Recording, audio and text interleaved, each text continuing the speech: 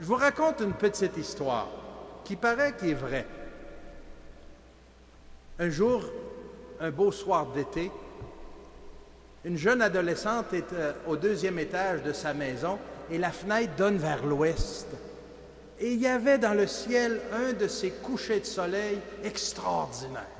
Vous savez, quand le ciel se met en toutes les couleurs de feu, là, rouge, orange, violette, c'était d'une beauté à couper le souffle.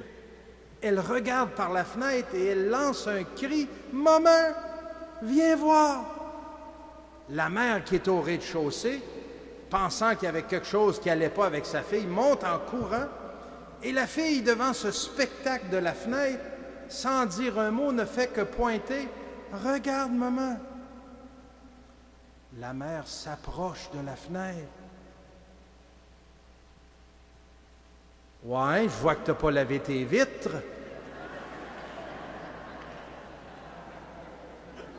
Il y a des gens qui ne sont pas capables de voir le beau.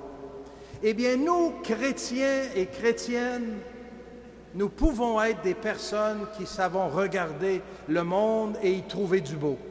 Regarder nos familles et voir le beau. Regarder ce qui nous entoure dans notre Église et pas juste crier ce qui ne va pas, mais de nommer ce qui est beau. C'est l'exemple que nous donne le livre de la Genèse. Pensez donc à ça ce soir en sortant. C'est la 2e piste que je vous donne. Si vous voyez quelque chose de beau, dites-le, partagez-le. Et finalement, une 3e piste. Plongeons encore davantage dans la grâce de notre baptême. Plongeons dans cette communion avec le Père, le Fils et l'Esprit Saint. Dieu n'a pas fini de travailler notre cœur, de nous renouveler. Laissons-lui, donnons-lui la permission de continuer d'œuvrer en nous, de nous renouveler dans la foi, dans l'espérance et dans l'amour. Dans quelques instants, je vais me rendre au puits, puiser de l'eau qui sera, je vais prendre le temps de bénir cette eau.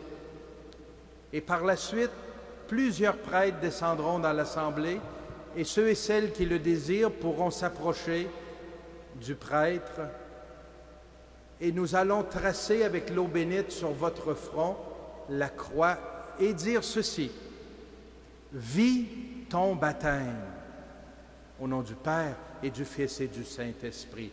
Et je vous invite à répondre, si tel est votre désir, de poursuivre dans la grâce de votre baptême, de grandir encore dans votre foi, d'avancer sur ce chemin avec le Seigneur. Je vous invite à répondre après que le prêtre va avoir dit « Vis ton baptême au nom du Père et du Fils et du Saint-Esprit ». Je vous invite à répondre haut et clair « Oui, je le veux. Je veux poursuivre la route. » Donc, 3 petites pistes très simples. Reconnaître le souffle de Dieu, même au milieu de nos moments difficiles. Savoir reconnaître et nommer ce qui est beau.